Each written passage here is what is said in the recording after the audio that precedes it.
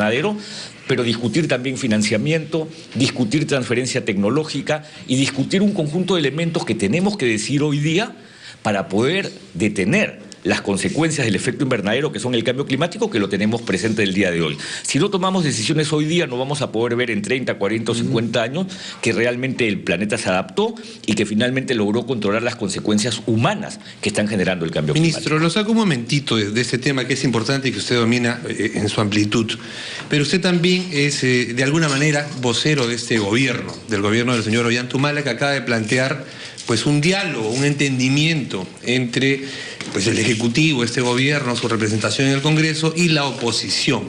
Había cuenta de la situación complicada que podría venir a propósito de las vacas no tan gordas y otros temas más. Además, pero robustas. El tema de la seguridad ciudadana, por ejemplo. Hay temas urgentes que requieren la participación de todos. Sin embargo, la oposición o un sector de ella reclama interlocutores válidos. Dice, el presidente mismo debería ponerse al frente porque el señor Juan Jiménez, de alguna manera, ha perdido validez o legitimidad, dicen, por sus enfrentamientos con la oposición, por su cercanía, por ejemplo, con el señor Arbizú, el procurador que dispara durísimo contra la oposición, y porque en realidad quieren otro tipo de personajes para propiciar un mejor diálogo, un mejor entendimiento. ¿Cómo lo toman ustedes? Yo creo que el diálogo siempre es posible, pero yo creo que tenemos que separar un poco los 5 frentes en donde en este escenario político nos movemos. Hay un primer frente que yo llamo el de la anécdota política, y a mí me parecen muy correctas las frases del presidente de la República que dice frente al expresidente: dejemos a los candidatos lo que es de los candidatos y dejemos al gobierno lo que es de gobierno. Eso para mí es lo más saludable. Los candidatos están legitimados y tienen todo el derecho a establecer y expresar todas sus opiniones, pero no le toca al gobierno estar contestándole a los candidatos. Al gobierno le toca gobernar, y en ese sentido creo que lo más sano y lo más saludable, y en ese sentido el Premier también lo está haciendo y todos los ministros, es no entrar a esa confrontación que es absolutamente innecesaria.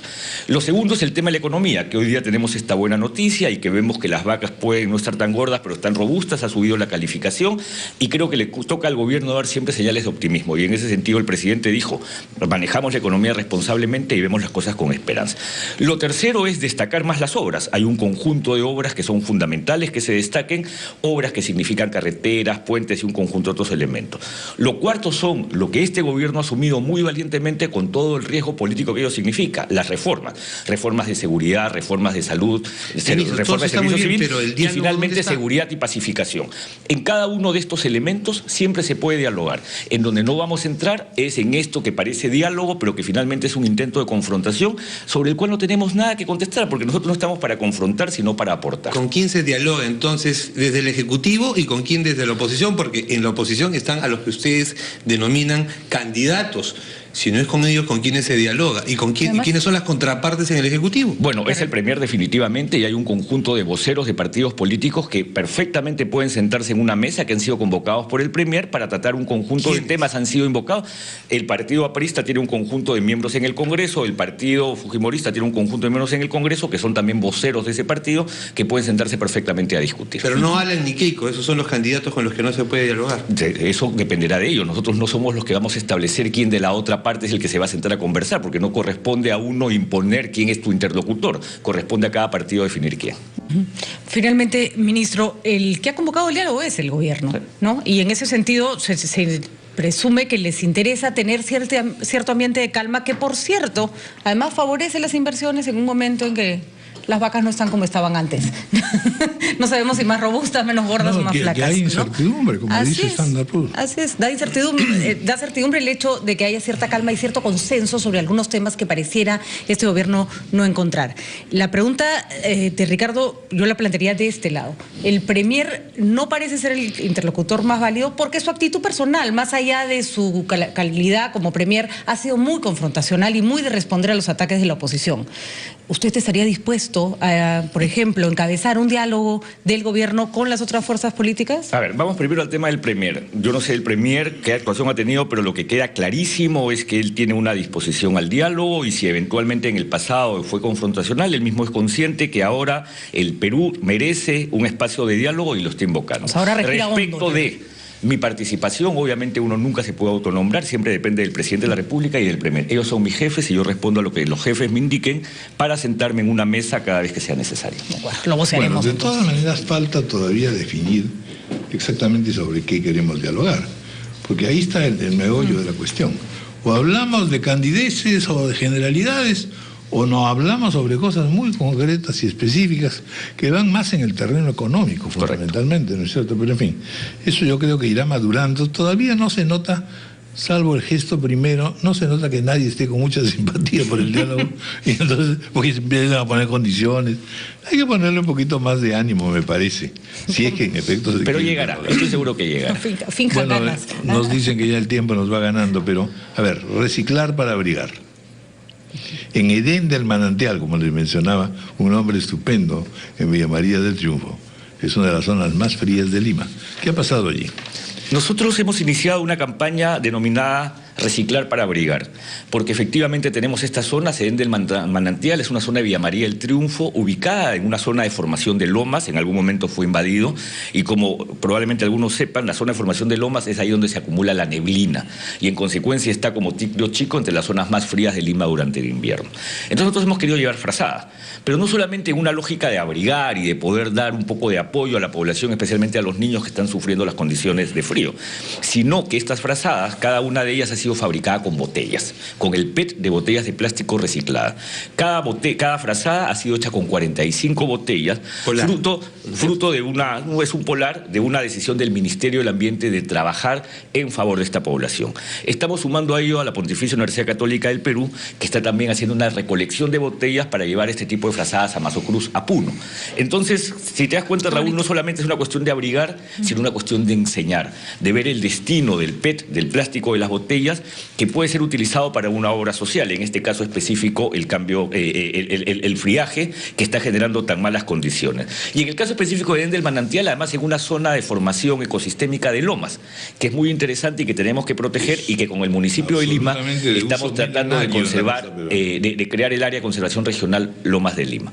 Pero permítame, sé que estamos ya terminando, pero permíteme volver solamente con una frase para decir, como Ministerio del Ambiente y como Perú estamos muy animados con la COP20, la COP de cambio climático, y desde este medio que es escuchado en todo el país e incluso en el exterior, animo a todos los actores a sumarse a este deseo del Perú de ser un gran líder en la discusión climática, que Lima sea un espacio que nos permita llegar a un acuerdo, que Lima sea el espacio que reúna a todas las partes y finalmente rompa tantas dificultades en la negociación, y que nos convirtamos en los líderes de la discusión climática y en los líderes de la canalización de la inversión extranjera en tecnologías limpias y tecnologías bajas en carbono. Estoy seguro que lo vamos a hacer muy bien. Muy bien. Bueno, muchas gracias, ministro. 8:47 de la mañana.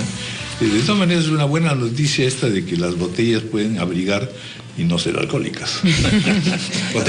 Más lo más contaminante que hay en a los ríos, por Así ejemplo, es, las botellas, ¿no? de plástico, Las botellas son terribles.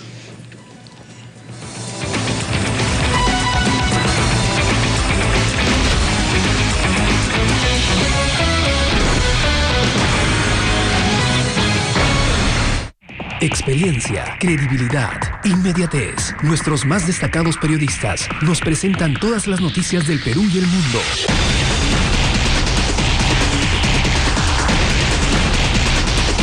De lunes a viernes, minutos antes de las 7, llega el bloque estelar de RPP TV. Todo lo que debes saber, contado por quienes deben contarlo, en RPP TV, Señal de Futuro. No podemos señalar al Estado como si fuera ajeno a nosotros, ¿no? Durante la jornada. No se trata de pararte y decir conga va o conga no va, se trata de hacer que vaya, pues. 5 noticias son las que más destacan. Por hacer de abogado del diablo. En la época del terrorismo... Nosotros somos el diablo en este caso. Somos el diablo. Patricia del Río y Guido Lombardi no solo las presentan, las analizan. Porque una persona como esta decide sobre la libertad, por ejemplo, de otra. Las 5 de las 7, de lunes a viernes, minutos antes de las 7, en RPP TV, Señal de Futuro. Las 11 de la noche, la ciudad descansa y en las pantallas de tu televisor te espera. Bienvenido. José María, el Chema Salcedo. ¿De qué trata este programa? Entrevistas diferentes y un peculiar estilo que lo han convertido en la mejor opción para terminar la noche. Chema a las 11 en RPP TV, Señal de Futuro.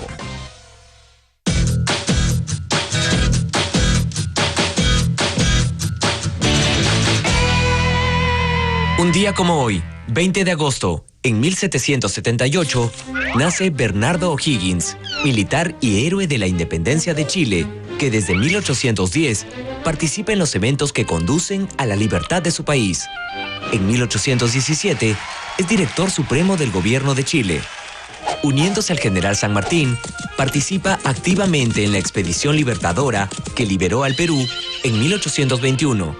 Por desavenencias políticas en su país, se exilia al Perú en 1823 y tras recibir múltiples honores y reconocimientos del gobierno peruano, muere en Lima en 1842. 172 años más tarde, un día como hoy, en 1940, es agredido mortalmente León Trotsky, político, ideólogo y uno de los principales organizadores de la Revolución Rusa. Trotsky es el creador del llamado Ejército Rojo y colaborador de Lenin en el inicio del régimen soviético. En su casa en México, donde se ha refugiado después de enemistarse con Joseph Stalin, que ha ordenado su asesinato, recibe un mortal golpe en la cabeza por parte de un agente de espionaje soviético infiltrado entre sus asistentes. Como consecuencia del golpe, León Trotsky muere al día siguiente. Esto sucedió un 20 de agosto, un día como hoy.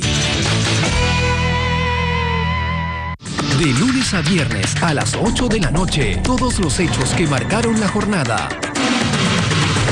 Mariela Balbi. El gobierno ha desmentido el ministro de Defensa. Está muy bien. ¿Le cree? Yo no, pero hacen bien en desmentir. Armando Canchanya. ¿Por qué ningún gobierno puede hacer atractivo el servicio militar? RPP Noticias, edición noche, noticias, entrevistas en un completo resumen del día en RPP TV, señal de futuro.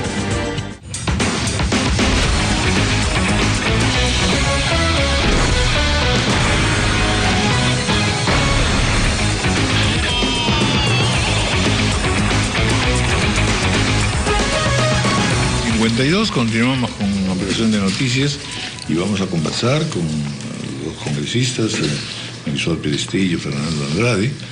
Marisol es expresidenta de la Comisión de Justicia, impulsora del paquete legislativo para combatir la inseguridad ciudadana, y Fernando Andrade, presidente del grupo de trabajo de la Comisión de Seguridad Ciudadana, impulsor también para contar con medidas legales contra este flagelo.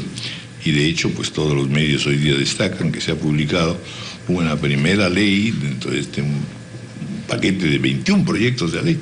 Después les preguntaré si por tanto abundar nos irá mejor, pues no sé si es alto el número. Pero en todo caso, explíquenos un poco qué cosa contiene, cuáles son los cambios, porque van artículos desde el Código Penal, Procesal Penal, etcétera, etcétera, ¿no es cierto? ¿Y qué se supone que va a ocurrir? Aparte de aumentar las penas, que esta mañana yo comentaba, suele ser una costumbre en la legislación peruana, así que no sé qué podría allí argumentarse que ahora